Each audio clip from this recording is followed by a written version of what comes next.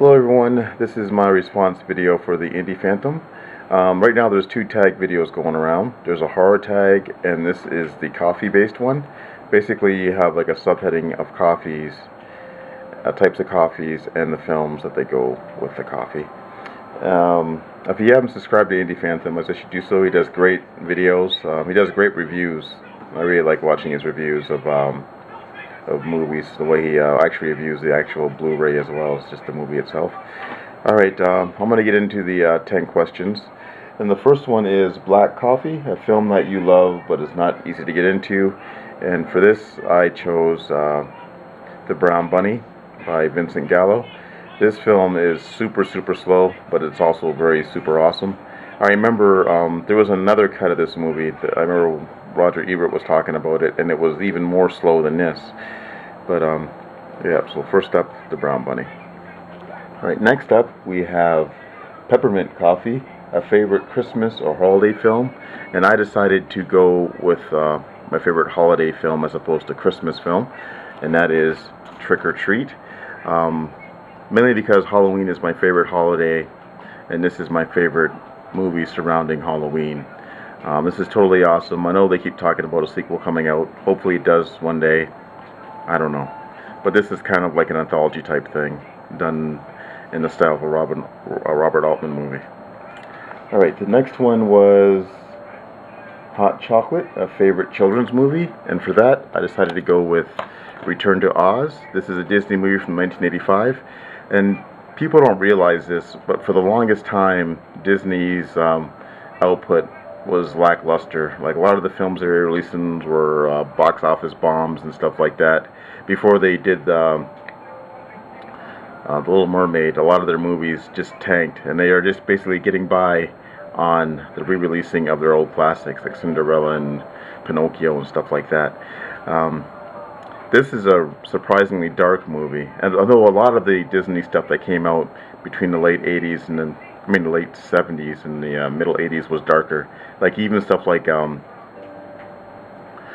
Black Hole, Black Cauldron, stuff like that. It was a lot darker than the normal that they normally do now. They probably wouldn't make a film like this now, but this one, I remember there's a lot of good weirdness in this. Whereas there's that like the queen whose head detaches, and then she has a room full of severed heads or detachable heads, and they're all moving around and stuff. And of course they were going to do the shock treatment with Dorothy because no one believed her about Oz. This is an awesome movie, you know. And this is actually the Anchor Bay release because at the time this came out, Disney was kind of embarrassed by this movie and didn't want to release it themselves. They released it since then. Alright, next up we have Double Espresso, a movie that held your interest for the whole time, and for me that is Gone Girl. I really enjoyed this one a lot. It really surprised me. Originally I had no interest in seeing this film, but then I started hearing good things about it and picked it up, sat down and watched it. Totally awesome. There is a twist, but that's as far as I'm going to get into this. This is a missing persons type movie. Alright, next up we have Starbucks, a movie that you've watched more than any other. And for me, there's only really one film that I watched way too much back in the day, and that is George Romero's Dawn of the Dead. Watched this like probably over 100 times on VHS. Really happy to have this edition.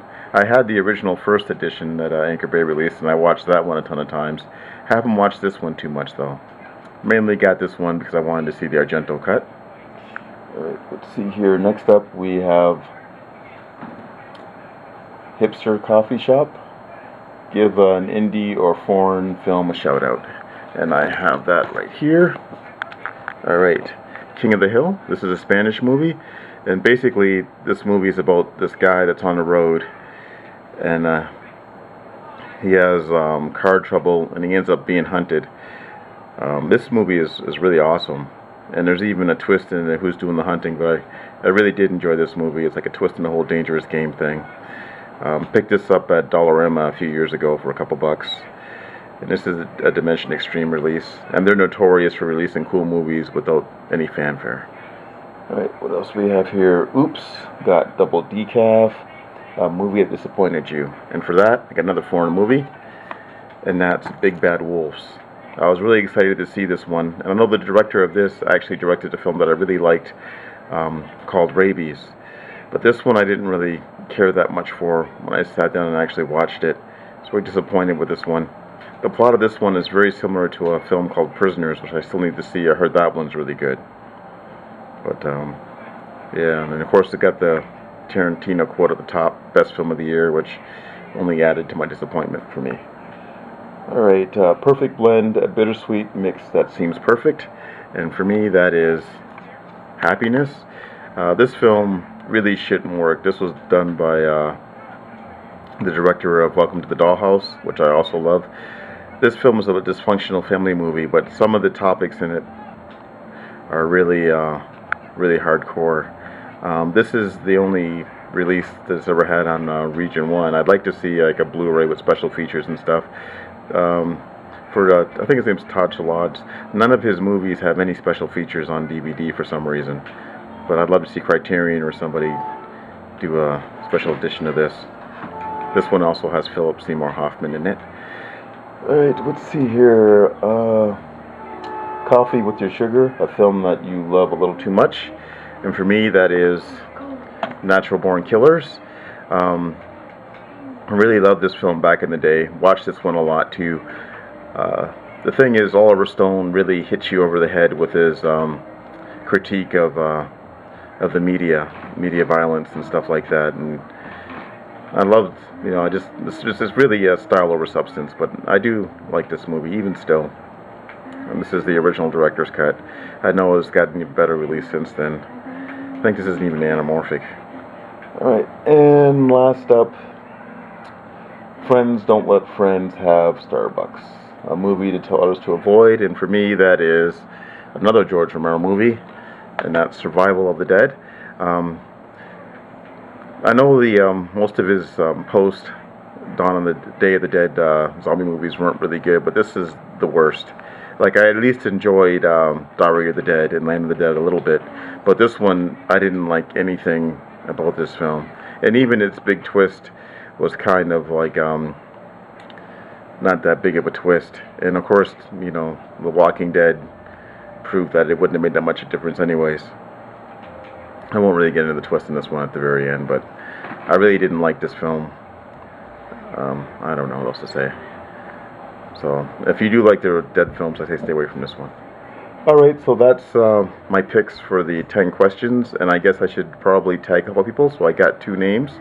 I got Cinemaniac77 and Blu-ray Ben. So, I guess that's it. Thanks for watching, guys, and I'll talk to you all soon.